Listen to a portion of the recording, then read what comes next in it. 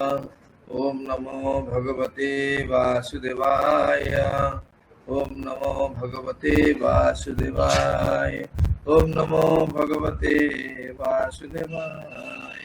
हरे कृष्ण। स्वर्णकादि मुनि माने तार उत्तर दल जाई वर्तमान द्वितीय अध्याय पदार्पण करेছে। ତେଣୁ ସୁତ ଗୋସ୍ୱାମୀ ଉତ୍ତରାର୍ପଣ ପ୍ରସ୍ତୁତ କରୁଛନ୍ତି, ସେତେବେଳେ ସେ ତାଙ୍କର ମଙ୍ଗଳାଚରଣ କରୁଛନ୍ତି। ପ୍ରଥମ ମଙ୍ଗଳାଚରଣଟି ଆମର ଥିଲା ପ୍ରଥମ ସ୍କନ୍ଧ ଦ୍ୱିତୀୟ ଅଧ୍ୟାୟ ଦ୍ୱିତୀୟ ଶ୍ଲୋକଟି, ତାପରେ ଆମେ ତୃତୀୟ ଶ୍ଲୋକଟି ଯଥା ପଢୁଥିଲେ।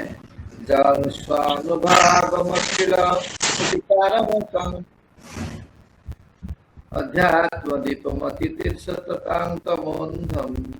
संसारिणां करुणाय पुराणगुह्यं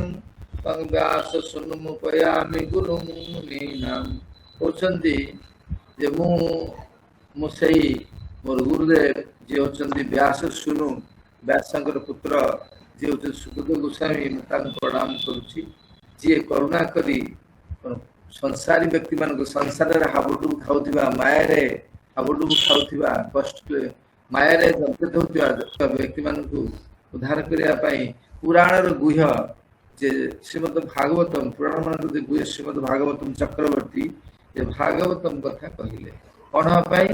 ନା କହିକିରି କଣ କଲେ, ଯିଏ ହଉଛି କି କଣ ଶ୍ରୁତି ସାରମେକମ୍, ମାନେ ବେଦର ସାରବସ୍ତୁ ଏବଂ ଶ୍ରୁତି ସାର ବେଦର ସାରବସ୍ତୁ ଏବଂ ତାକୁ ସେ କଣ ଅନୁଭବ କରି କଣ କହୁଛନ୍ତି ଏବଂ କହିଲା ପରେ କଣ ହଉଛି ନା ପ୍ରତ୍ୟେକ ହୃଦୟରେ କଣ ହଉଛି ନା ଜ୍ଞାନ ଦୀପ ଜାଳୁଛନ୍ତି। ଜ୍ଞାନ ଦୀପ ଜାଳିଲା ପରେ କଣ ହଉଛି ଅନ୍ଧାର ରୂପ, ଅନ୍ଧାର କଣ ହଉଛି ଅବିଦ୍ୟା ରୂପକ ଅବିଦ୍ୟା ରୂପକ ଅନ୍ଧକାର ଦୂରୀଭୂତ ହଉଛି। ସେଇ ମୁନିକୁ ମୁଁ କଣ କରୁଛି, ମୋର ଗୁରୁଦେବ ନମସ୍କାର କରୁଛି। ଏଇ ସମ୍ବନ୍ଧରେ ଆମେ କଣ କରିଥିଲେ ଆଲୋଚନା କରିଥିଲେ ଶ୍ଲୋକଟି। ତାପରେ ଆମର ଭାବାର୍ଥ ଆମେ ମାତ୍ର ଗୋଟିଏ ପାରା ପଢିଥିଲେ। ଆଚ୍ଛା, ଯୋଉମାନେ ସବୁ ବହି ଚାହୁଁଛନ୍ତି ସେମାନେ ବହି ଖୋଲନ୍ତୁ, ପ୍ରଥମ ସ୍କନ୍ଧ ଦ୍ୱିତୀୟ ଅଧ୍ୟାୟ। ଆଚ୍ଛା, ତାପରେ ଭୌତିକବାଦୀ ଆମେ ଏଇଟା ରଖିଥିଲେ, ଆମର ଅଟକିଥିଲା ପ୍ରଥମ ପାରା ସାରିଥିଲେ ଦ୍ୱିତୀୟ ପାରା। ଭୌତିକବାଦୀ ମନୁଷ୍ୟ ସୁଖୀ ହୋଇପାରିବ, ଏହା ଉପରେ ତର୍କର ଅବକାଶ ନାହିଁ। ଭୌତିକବାଦୀ ମନୁଷ୍ୟ ସୁଖୀ ହେଇପାରିବ କିନ୍ତୁ ଅବକାଶ ନାହିଁ, ତର୍କର କିଛି ଅବସ୍ଥା ନାହିଁ, କୌଣସି ଯୁକ୍ତି କରିବା ଦରକାର ନାହିଁ। କୌଣସି ଭୌତିକବାଦୀ ପ୍ରାଣୀ ସେ ମହାନ ବ୍ରହ୍ମା ହୋଇପାରେ କିମ୍ବା ଅତି ନଗଣ୍ୟ ପିପିଲିକା ହୋଇପାରେ, ସୁଖୀ ନୁହେଁ। ସେ ସୁଖୀ ନୁହେଁ, ସେ କେବଳ ସୁଖୀ ହେଇପାରିବନି। ପ୍ରତ୍ୟେକ ବ୍ୟକ୍ତି ସୁଖୀ ହେବା ନିମିତ୍ତ ସ୍ଥାୟୀ ଯୋଜନା ତିଆରି କରୁଛି, କିନ୍ତୁ ପ୍ରକୃତିର ନିୟମ ସମକ୍ଷରେ ବା ସମ୍ମୁଖରେ ସେ ଅକୃତ କାର୍ଯ୍ୟ ହୋଇଯାଉଛି। ମାନେ ସମସ୍ତେ ଆମେ ସ୍ଥାୟୀ ସୁଖ ପାଇବ, କିନ୍ତୁ ଏଠି ସ୍ଥାୟୀ ସୁଖ କିଛି ନାହିଁ। କସ୍ମିନ କାଳେ ସ୍ଥାୟୀ ସୁଖ ମିଳେ ନା। ଭଗବାନ ନିଜେ କହୁଛନ୍ତି ଦୁଃଖାଳୟ ମୋ ଶ୍ୱାସତ, ମୁଁ ଆକୁ ବନେଇଛି ଦୁଃଖର ଆଳୟ ଦେଇକି। ତମେ ଦୁଃଖ ଯୋଉଠି ଆଳୟ ଅଛି, ଦୁଃଖ ଯୋଉ ଆଳୟ ବା ଘର, ସେଠି କିନ୍ତୁ ସୁଖ ମିଳିବ। ଯୋଉ ଆମେ ପ୍ରକାର ସ୍ଥାୟୀ ଯୋଜନା କରୁଛି, ପାଠ ପଢିବା, ଚାକିରି କରିବା, ସ୍ତ୍ରୀ ଆଣିବା, ଘର କରିବା, ଏଥିରେ ସ୍ଥାୟିତ୍ଵ କିଛି ନାହିଁ। କିଛି ସୁଖ ମିଳିପାରେ କିନ୍ତୁ ସ୍ଥାୟୀ ସୁଖ ମିଳେ, ତାପରେ ସେ ଦୁଃଖର କାରଣ ହେଇଯିବ। ଯେପରି କଣ ହୁଏ ନା କୁଣ୍ଡିଆ ହେଇଥିବ, କଣ୍ଡୁ ରୋଗ ହେଇଥିବ, ଆମେ କଣ କୁଣ୍ଡେଇବା, କୁଣ୍ଡିଲା ପରେ କଣ ହବ, ସେ ଜୋରେ କୁଣ୍ଡେଇ ମଜା ଲାଗେ, କୁଣ୍ଡିଲା ପରେ ଭାରି ମଜା ଲାଗିବ ନାଇଁ। ଯେତେବେଳେ କୁଣ୍ଡେଇ ସାରିଲା ପରେ ଯୋଉ ପୋଡା ଉଠିବ, ସେମିତି ଭୌତିକ ସୁଖଟା ସେଇଭଳି। ତେଣୁ କଣ୍ଡୁ ସେଠି କଣ ନା ହାତ ମାନେ କୁଣ୍ଡିଆର ସଦୃଶ ମାନେ କିଏ କହୁଛନ୍ତି, ପ୍ରହ୍ଲାଦ ମାନେ କହୁଛନ୍ତି। ତେଣୁ ତଥାପି ଦୁଃଖୀ ଭୌତିକବାଦୀ ଏଥିରୁ ଉଦ୍ଧାର ପାଇବାକୁ ଇଚ୍ଛା କଲେ ଉଦ୍ଧାର ପାଇପାରିବ। ଯଦି ସେ ଚାହିଁବ ତାହେଲେ ସେ ଉଦ୍ଧାର ହେଇପାରିବ, ନ ଚାହିଁବ ସେ ଉଦ୍ଧାର ହେଇପାରିବ। ତେଣୁ ତାପରେ ନିର୍ଭର କରୁଛି ଜୀବକୁ ଭଗବାନ ଦେଇଛନ୍ତି, ଅଣୁସ୍ୱାଧୀନତା ଦେଇଛନ୍ତି। ଆଉ ସେ ଅଣୁସ୍ୱାଧୀନତା ଉପଯୁକ୍ତ ବ୍ୟବହାର ନ କରେ, ସେ କଣ କରିବ ନା ଦୁଃଖୀ ହିଁ ହୋଇପାରିବ। ସେ ଚାହିଁଲେ ସତ୍ସଙ୍ଗ କରିପାରିବ, ଭଗବତ ଭଜନ କରିପାରିବ ଏବଂ ତାପରେ କଣ ଯେ ସଂସାର ଉଦ୍ଧାର ହେଇଯାଇପାରିବ। ଦୁର୍ଭାଗ୍ୟବଶତଃ ସେମାନେ ଏତେ ମୂର୍ଖ ଯେ ସେମାନେ ଅନ୍ଧକାରକୁ ତ୍ୟାଗ କରିବାକୁ ଇଚ୍ଛା କରୁନାହାନ୍ତି, ସେଇଠି ରହିବେ ଘୁଷୁରୀ। କଣ ଯେତେ ଡାକିଲେ ବ୍ରହ୍ମାଜୀ ଡାକିଲେ, କହିଲେ ଆରେ ଇନ୍ଦ୍ର ହେଇଥିଲା ଘୁଷୁରୀ, ଅଭିଶପ୍ତ ଘୁଷୁରୀ ହେଇଥିଲା। ବ୍ରହ୍ମାଜୀ କହିଲେ ଆରେ ଇନ୍ଦ୍ରକୁ ଉଦ୍ଧାର କରିବା, ଡାକିଲେ ଆରେ ଇନ୍ଦ୍ର ତୁ କଣ କହୁଛୁ ନା କାହାକୁ କହୁଛ, ଆରେ ଇନ୍ଦ୍ର ଶୁଣୁ, କାହାକୁ କହୁଛୁ, ଇନ୍ଦ୍ର କିଏ, ମୁଁ ତ ଏଇଟା ଗୋଟେ ବଣର ଘୁଷୁରୀ, ବଙ୍କର ଘୁଷୁରୀ ଟା ଲୁଟୁଛି ଘାସ। ଆରେ ତୁ ଇନ୍ଦ୍ର ଥିଲୁ, ଭୁଲ କଥା ହଉ ତମେ ବାଉଳ ତଳାଇ କାହାକୁ ଆଉ କାହାକୁ କଣ କରୁଛ ସେମିତି ସିମିଲାର ଲୋକ କିଏ ହେଇଥିବ ଏକ୍ଜାକ୍ଟ ଦେଖିଲା ବେଳେ ସିମିଲାର ଲୋକ ହେଇଥିବ ତାକୁ ଦେଖି ଭୁଲ ବାଟ ଦେଉଛି ଆରେ ମୁଁ ବ୍ରହ୍ମା ପରା ବ୍ରହ୍ମା କହିଲେ ଶୁଣିବନି କହୁଛି କଣ କହୁଛ ତୁ ଏତେ ଦୁଃଖରେ ଅଛୁ ନା କି ଦୁଃଖ ହେଇଛି ପଡିଆ ପଙ୍କ ପଡିଛି ଆରାମ ସବୁ ଶୋଉଛି ଆଉ ଲୋକ ଗୁଡାକ ବୁଝି ପାରୁନାହାନ୍ତି ବହୁତ ପଇସା ଖର୍ଚ୍ଚ କରିକି କଣ କରୁଛନ୍ତି ବମ୍ବେ ପାଟନ କଣ ବକ୍ସ ପାଟନ ଘରେ କଣ ବେଡ୍ ପକଉଛନ୍ତି 80,000 90,000 ଲକ୍ଷ ଦେଇକିରି କିଛି କଣ ଏତେ ପଇସା ଖର୍ଚ୍ଚ ଲାଭ ଅଛି ଏଇଟା ଅଛି ଆନନ୍ଦରେ ହଉଛି ଆଉ ଲୋକ ପିଜା ପାସ୍ତା ଖାଉଛନ୍ତି କିଚେନ ବନଉଛନ୍ତି ଓପନରେ କିଚେନ ବନଉଛନ୍ତି କେତେ ପ୍ରକାର କିଚେନ ବନଉଛନ୍ତି କଣ ଦରକାର ଏଇଠି ତ ନାଳ ବନ୍ଧ କଡେ ତ ଭଲ ଶୁଖିଲା ଅଛି ଅଧା ଶୁଖିଲା ସବୁ ମିଳୁଛି ଆଉ ସୁନ୍ଦର ଜିନିଷ ମିଳୁଛି ଖାଇବାକୁ କଣ ଦରକାର ଆଉ ଦେଖ ଜୀବ ଏଇଭଳି ଅବସ୍ଥା ଜୀବ ଯୋଉଭଳି ସ୍ଥିତି ପଳେଇଗଲା ସେ ଅବିଦ୍ୟାଗ୍ରସ୍ତ କି ଏଇଭଳିଆ ଚିନ୍ତା କରିବ ଆପଣ କଣ କହୁଛନ୍ତି ବ୍ରହ୍ମା ପିଲାକୁ ପାରି ହବନି କଣ କରିବା ତାର ଛୁଆକୁ ମାରିଦେଲେ ଯେତେ ଛୁଆ ଦେଲେ ମାରିଦେଲେ କଣ ହବ ମୁଁ ଛୁଆକୁ ମାରିଦେଲ ନା ତୁ ତ ବ୍ରହ୍ମା ତ ଶୁଣୁନୁ ସେଠି ମାରିଦେଲି ଆଉ ଶୁଣୁନୁ ମାରିଦେଲି ଆଉ ନା ହଁ ମାରିଦେଲ ତୁ ବ୍ରହ୍ମା କହୁଛ ମୋର କିଛି କରିପାରିବିନି ହବା ମୋ ପରେ ଆଉ ଗୋଟେ କଣ ଆଉ ଗୋଟେ ମେସିନ ଅଛି ଗୋଟେ ପ୍ରଡକ୍ସନ କରିବା ମେସିନ ମୋ ପାଖରେ ଅଛି ଆରେ ଏଟା ପ୍ରଡକ୍ସନ ମେସିନ ବୁଝିପାରୁଛ ତ ତା ସ୍ତ୍ରୀ ଅଛି ଆହୁରି ତାର ପରିଶ୍ରମଟା ଛୁଆ କରିଦବ କେତେ ସ୍ତ୍ରୀ ରଖିছে ବ୍ରହ୍ମା କହିଲେ ନାଇଁ ଆକୁ ମାରିଦବା ମାରିଲା ବୁଦ୍ଧି ସେ କଣ ତମେ କହୁଛ ତୁ ବ୍ରହ୍ମା ଥିଲୁ ତୁ ଇନ୍ଦ୍ର ଥିଲୁ ଏଠି ଏଇଭଳିଆ ସମସ୍ୟା ଭୋଗୁଛୁ ଏ କଷ୍ଟ ଭୋଗୁଛୁ ଦେଖ ତାତ୍ପର୍ଯ୍ୟ ହଉଛି ମାନେ ଜଣେ ଇନ୍ଦ୍ର ମଧ୍ୟ ଯେତେବେଳେ କଣ କରୁଛି ସେ ଅଭିଯୋଗ ପଳେଇ ଆସୁଛି ନାଇଁ ସେ ଏଇଭଳିଆ ଚିନ୍ତା କରୁଛି what to speak out to ବା କଣ କହିବା ଏ ସାଧାରଣ ମଣିଷ ମନେ କଥା କଣ କହିବା ସାଧାରଣ ମଣିଷ କଥା ହେଲା ତେଣୁ ସେ ଚାହୁଁନାହାନ୍ତି ସେ ଅନ୍ଧକାରରୁ ବାହାର କରିବା ପାଇଁ ଯାହାପରେ ଆଜ୍ଞା ସମୟ ଅଛି କାଲି ଆସିଲେ କହିଲେ ଆଜ୍ଞା ମୁଁ ହଉଛି ଆମର ବ୍ରହ୍ମଚାରୀଙ୍କ ନାଁ କହିଲେ ମୁଁ ତାଙ୍କର ସାଙ୍ଗ ଆଉ ମୋ ଘର ଏଇଠି କୋଉଠି ନା କୋଉଠି ମୋର ମୁଁ କହିଲା ଭଲ ହେଲା ଆସିଲା ସନ୍ଧ୍ୟା ଆସୁନ ସବୁ ମଣ୍ଡପ ସବୁ ମଣ୍ଡପ ସମୟ ଅଛି ଆସିବା ପାଇଁ ପାନବ୍ରହ୍ମ ହଡ ରେଡ ମୁଠରେ କି ଭଲ ଆଜ୍ଞା ମୁଁ ଯାଇଥିଲି ପ୍ରେମ ମନ୍ଦିର ଦେଖିଲି ମୋ ସାଙ୍ଗ ସିଏ ବୃନ୍ଦାବନ ବୁଲି ସବୁ ସମୟ କଣ ସବୁ ସମୟ ଆସି ହବ କଣ ଆପଣ କାମ ପୁଅଟା ପୁରା 12th ପରୀକ୍ଷା ଦଉଛି ପୁଅ ତ ପାଠ ପଢି ସନ୍ଧ୍ୟାରେ ଆସି ଜୀବନ ପଳେଇଯିବ ଦେଖ କେଡେ ଅବିଦ୍ୟା ଅନ୍ଧକାରରେ ସେ କୌଣସି ସେ ଲୋକଟା ସିଏ ସମସ୍ତେ ସେ ଗୋଟେ ତାର ଗୋଟେ ସାମ୍ପୁଲ ଆମେ ଦେଖିଲେ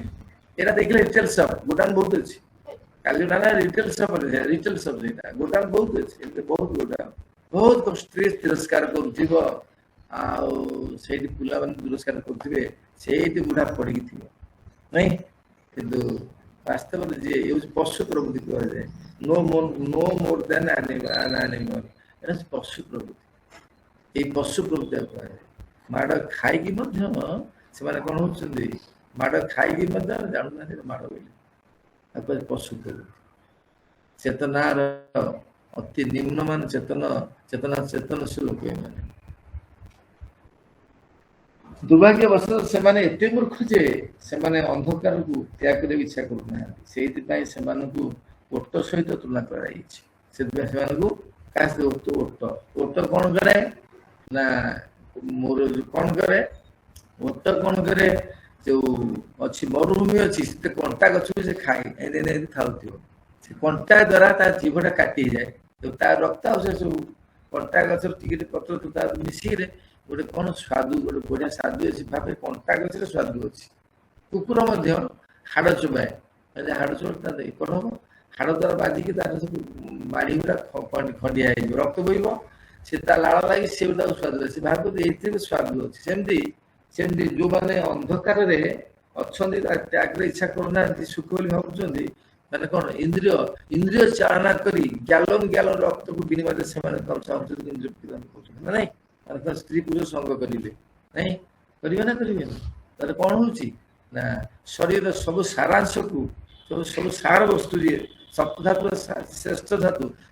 ତା ବିନିମୟରେ କଣ କରୁଛନ୍ତି ଆନନ୍ଦ ଉପଭୋଗ କରୁଛନ୍ତି ଆଠୁ ଭଳି ଅଜ୍ଞାନୀ ଲୋକ ଜଗତ କିଏ ହେଇପାରେ ନାଇଁ ପୁରୁଷ ସ୍ତ୍ରୀ ସଙ୍ଗ କରିବେ ସଙ୍ଗ ଭାବରେ କଣ ହବ ସବୁଠାରୁ କଣ ଶକ୍ତିଶାଳୀ ଧାତୁ ସବୁ ଚାଲିଯିବ କେତେ ପରିଶ୍ରମ କରି ଧାତୁ କଣ ହେଇଛି ସଂଗ୍ରହ କରାହେଇଛି ଜାଣିଛ 30 ଦିନ ଥରେ ଗୋଟିଏ ବିନ୍ଦୁ ମାତ୍ର ହୁଏ ସେ ସବୁ ଆଲୋଚନା ଅଛି ଆମର ସାଧୁ ମାନେ କୁହନ୍ତି ତମେ ଯଦି ମାନେ ଗାଡ ଖୋଳିବାକୁ ସବୁଦିନ ସ୍ତ୍ରୀ ସଙ୍ଗ କରୁଛ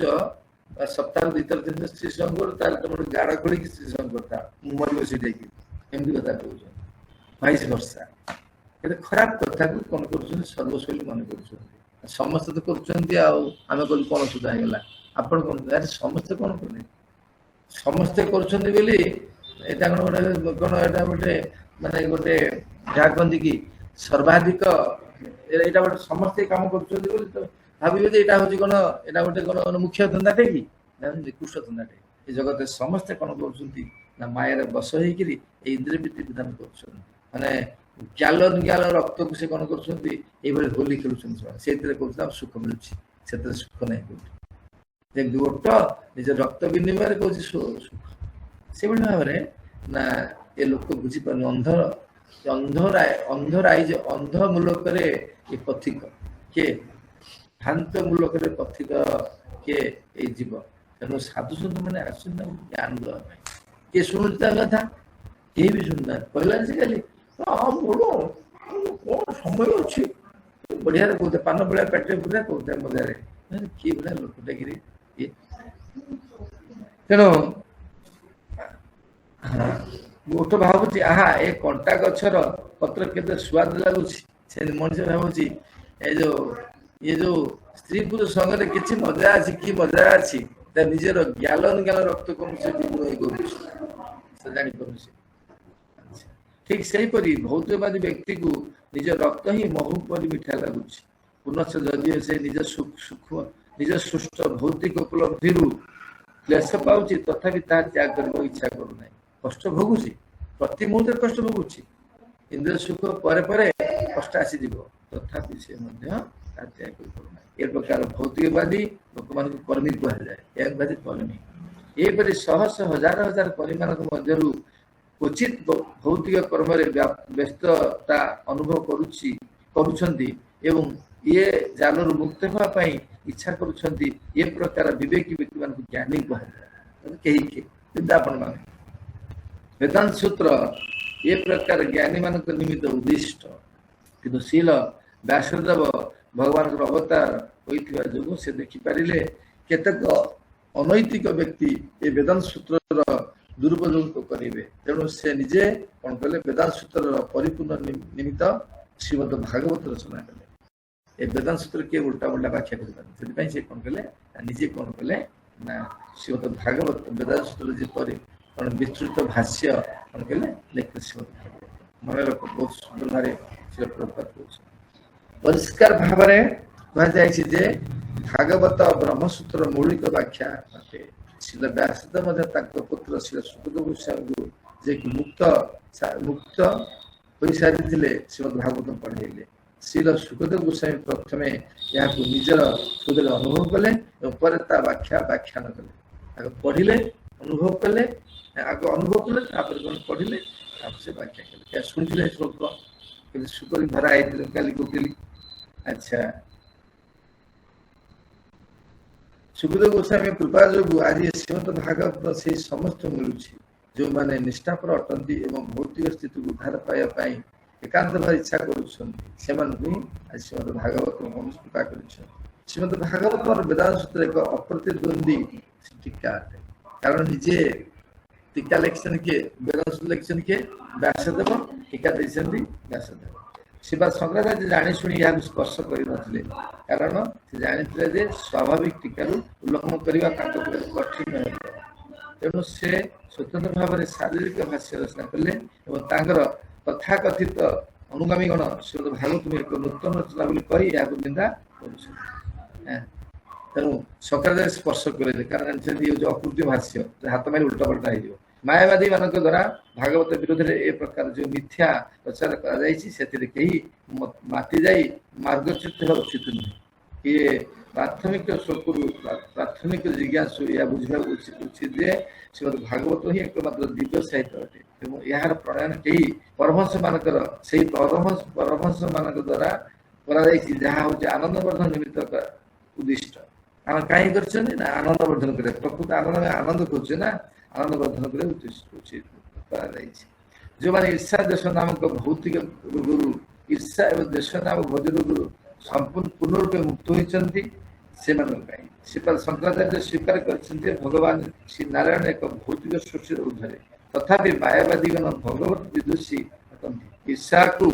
ईर्षाणु मायावादीगण श्रीमद भागवत मध्य प्रवेश कर पारती नहीं किंतु जो माने प्रकृत भौतिक स्थिति उद्धार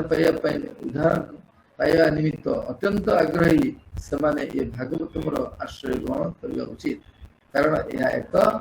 मुक्त पुरुष श्री सुखदेव गोस्वामी वाणी अटे यह एक दिव्य ज्योतिस्तंभ अटे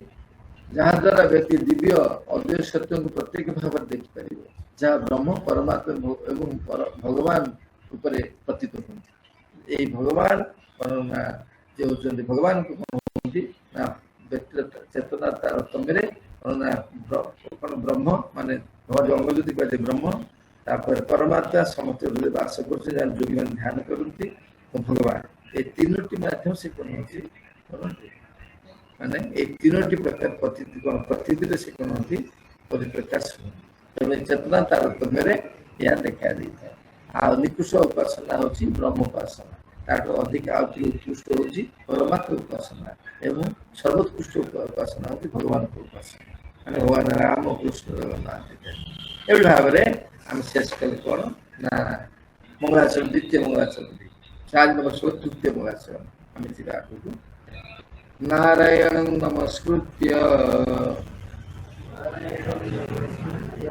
नरं चैव नरोत्तमं देवी सरस्वती व्यासं तत्तो जयमुदीरयते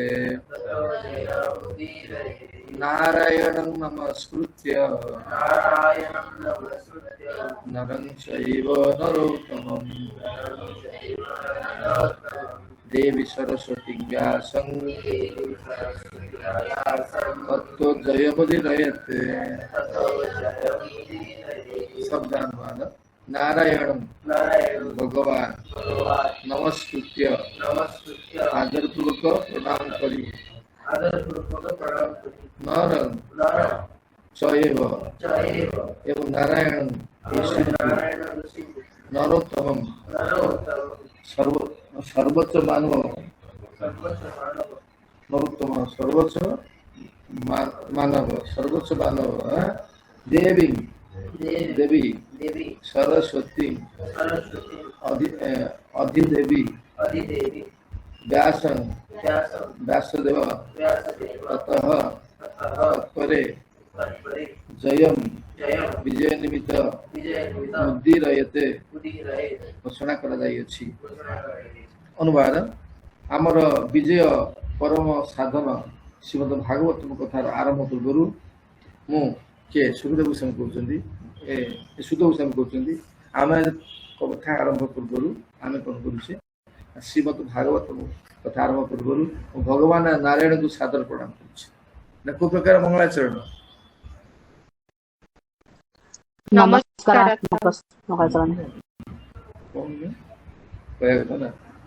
एवं सर्वोच्च मानव नारायण ऋषि को प्रणाम करुचे को प्रकार मंगलाचरण प्रणाम करुचे नमस्कार विद्या देवी माता सरस्वती के कथा तथा श्री व्यासदेव को प्रणाम करुचे को प्रकार मंगलाचरण यहीटा कह प्रणाम करुची धीमही प्रणाम इत्यादि आसले शब्द आसले एटा हूँ कौन नमस्कार मंगलाचरण इष्ट स्मृति कि भगवत स्मृति जोटा हो अच्छा चल जीवा से कहते माने लिखिया पूर्व कहते मुझे प्रणाम करुच्ची चल जीवा पढ़ा श्रील प्रभात कौन कहते समस्त वैदिक साहित्य और पुराण भौतिक स्थितिर अंधकारमय क्षेत्र को पार होगा निमित्त उद्दिष्ट आम कि मायर मुक्त हवा से पुराण हो वैदिक साहित्य जिते अच्छी सब उद्दिष्ट एवं जड़े वैदिक साहित्य जी मानव हरे कृष्ण मनोरंजन प्रभु जे वैदिक साहित्य को मानव जीवन में से काकरु गौड़ हो पार ये डिजाइन कराई से डिजाइन कराई वैदिक साहित्य जे मानव जीवन में अवलंबन कर काकरु गौड़ हम କାଉରୁ ଗୋଟେ ଗରୁଡ଼ ହେଇପାରିବେ, ଏତେ ଭଳିଆ ଏତେ ବଡ଼ ମାନେ ପାୱାର ଅଛି ସେଥିରେ। ତେଣୁ ଅନନ୍ତ କାଳରୁ ଜୀବ ଇନ୍ଦ୍ରିୟ ତୃପ୍ତିରେ ବ୍ୟାପୃତ ଥିବା ଯୋଗୁଁ ଭଗବାନଙ୍କ ସହ ଥିବା ତାର ନିତ୍ୟ ସମ୍ବନ୍ଧକୁ ଭୁଲି ଯାଇଛି। ସେଇଥିପାଇଁ ଏ ନିତ୍ୟ ସମ୍ବନ୍ଧକୁ କଣ କରିବା, ଜାଗ୍ରତ କରିବା ପାଇଁ କଣ କରୁଛନ୍ତି ନା ଶ୍ରୀମଦ ଭାଗବତ ବୈଦିକ ପୁରାଣ କଣ ପୁରାଣ କରାଯାଉଛି ନାଇଁ। ଜୀବର କୃପା জীবের নিস্তার লাগি সূত্র কইল ব্যাস। জীবন নিস্তার লাগি সূত্র কইল ব্যাস। জীব কেମିତି ନିସ୍ତାର ହବ ସେଥିପାଇଁ ବ୍ୟାସ କଣ କଲେ, ବୈଦିକ ପ୍ରଣୟନ କଲେ। ମାୟାବାଦୀ ଭାଷ ଶୁଣିଲେ ହଏ ସର୍ବନାଶ। ତେଣୁ ମାୟାବାଦୀ ଭାଷ୍ୟ ମାନେ ମନମୋଡ଼ା ଭାଷ୍ୟ ଶୁଣିଲେ କଣ ହବ, ବେଦର ବା ବେଦାନ୍ତ ସୂତ୍ର ଇତ୍ୟାଦିର କଣ ହଏ ସର୍ବନାଶ ହବ, ଅର୍ଥାତ୍ ସଂସାର ଉଦ୍ଧାର ହେଇପାରିବ। ସେଇଥିପାଇଁ ଯାହାଠୁ ତାଠୁ କଣ କରିବ, ଶୁଣନି, ବୈଦିକ ସାହିତ୍ୟ ଶୁଣନି। ଅବୈଷ୍ଣବ ମୁଖାର୍ଗିନ୍ନ ଭୂତ ହରିକଥାମୃତମ୍ ଶ୍ରବଣମ୍ ନୈବ କର୍ତ୍ତବ୍ୟ ସର୍ପୋ ଶିଷ୍ଟ ଯଥାପୟ। ଯଦି ଅବୈଷ୍ଣବ ଯେ ହେଇଥିବ, ବୈଦିକ ସାହିତ୍ୟ ମାନୁନଥିବ, ମନ ମାନିକି ଚଲେଇଥିବ, ସେଇ ବ୍ୟକ୍ତି ଠାରୁ କେବେ ହେଲେ ଭାଗବତ କଥା ଶୁଣିବ ନାହିଁ। ଅବୈଷ୍ଣବ ମୁଖାର୍ଗିନ୍ନ ଭୂତ ପବିତ୍ର ହରି କଥା ଶୁଣିବନି। ଯଦି ଶୁଣିବ କଣ ହେଇଥିବ ନା ସର୍ବୋଚ୍ଛିଷ୍ଟ ଯଥାପୟ। କ୍ଷୀରଟା କିନ୍ତୁ ଅମୃତ, କିନ୍ତୁ ସେଠି ସାପଟା ମୁହଁ ମାରିଦିଏ, ସେ ବିଷୟରେ ପରିଣତ ହେଇଯାଏ। ସେମିତି ଭଗବତ କଥାଟା ହଉଛି ଅମୃତମୟ, ଅମୃତମୟ ଭଗବତ କଥା। ଯଦି ସେଇଭଳି ଭଗବାନଙ୍କର ପ୍ରିୟ ଭକ୍ତ ମାନଙ୍କର ନ ଶୁଣିବ, ଭଗବତ ପଦାରେ ଶରଣାପନ୍ନ ତାଠୁ ନ ଶୁଣିବ, ତାହେଲେ କଣ ହେବ, ଜାଣିବ ତ ବିଷ ହିଁ ଭଜନ କରୁଛ, ବିଷ ହିଁ କଣ କରୁଛ, ପାଳନ କରୁଛ। ତାହା ସନାତନ ଅଟେ। ହଁ, ଭୌତିକ ଜଗତରେ ନିଜ ସ୍ଥିତିକୁ ବଜାୟ ରଖିବା ନିମିତ୍ତ ସେ ଜୀବନ ସଂଗ୍ରାମ କରୁଛି, ତାହା ସନାତନ ଅଟେ ଏବଂ ନାନା ପ୍ରକାର ଯୋଜନା ତିଆରି କରି ସେଥିରୁ ଉଦ୍ଧାର ପାଇବା ଅସମ୍ଭବ। ସେ ଯଦି ପ୍ରକୃତରେ ଏ ଭୟଙ୍କର ଜୀବନ ସଂଗ୍ରାମର ବିଜୟ ହାସଲ କରିବାକୁ ଇଚ୍ଛା କରେ, ତାହେଲେ ତାକୁ ଜୀବନରେ ଭଗବାନଙ୍କ ସହ ଥିବା ତାର ନିତ୍ୟ ସମ୍ବନ୍ଧ ପୁଣି ଯୋଡ଼ିବାକୁ ପଡ଼ିବ। ଯଦି ଜୀବନରେ ପରମ କଣ କରିବ, ଆନନ୍ଦ ପାଇବାକୁ ଇଚ୍ଛା କରୁଛ, ସର୍ବସ୍ଥିତି ଯିବାକୁ ଚାହୁଁଛ, ଆନନ୍ଦ ରହିବାକୁ ପାଉଛ, ତାହେଲେ ଯୋଉ ଛିଣ୍ଡି ଯାଇଥିବା ସମ୍ବନ୍ଧ ଅଛି ତାକୁ କଣ କରିବ, ତାକୁ ଯୋଡ଼ିବାକୁ ଚାହିଁବ। ଯେ ଏ ପ୍ରତିଷେଧକ ପନ୍ଥା ଗ୍ରହଣ କରିବାକୁ ଇଚ୍ଛା କରେ, ସେ ବେଦ ପୁରାଣ ଆଦି ବୈଦିକ ସାହିତ୍ୟ ମାନଙ୍କରେ ଆଶ୍ରୟ ଗ୍ରହଣ କରିବା ଉଚିତ।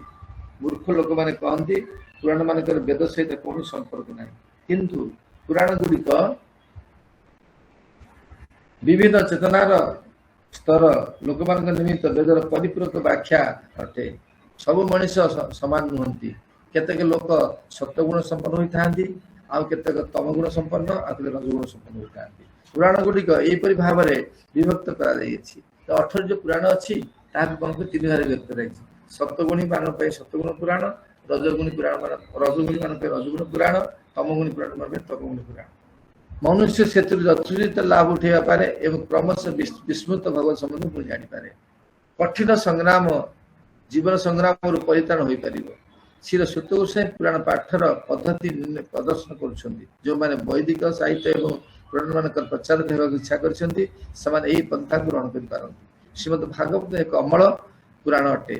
ବା ବିଶୁଦ୍ଧ ପୁରାଣ ଅଟେ ଏବଂ ବିଶେଷ କରି ଏହା ସେଇମାନଙ୍କୁ ଉଦ୍ଦିଷ୍ଟ ଯେଉଁମାନେ ସ୍ଥାୟୀ ଭାବରେ ଭଗବନ୍ଧରୁ ମୁକ୍ତ ହେବାକୁ ଇଚ୍ଛା କରେ। ସ୍ଥାୟୀ ଭାବରେ ଆଉ ଆସିବିନି, ମନୋରଞ୍ଜନ ପ୍ରଭୁ ସଂସାରକୁ ଆସିବିନି, ଆଉ ଆସିବିନି, କଷ୍ଟ ଭୋଗିବିନି, ସେଇମାନଙ୍କ ପାଇଁ ଭାଗବତ ପୁରାଣ। ହରେ କୃଷ୍ଣ, ସେଇମାନଙ୍କ ପାଇଁ ଭାଗବତ ପୁରାଣ। ହରେ କୃଷ୍ଣ।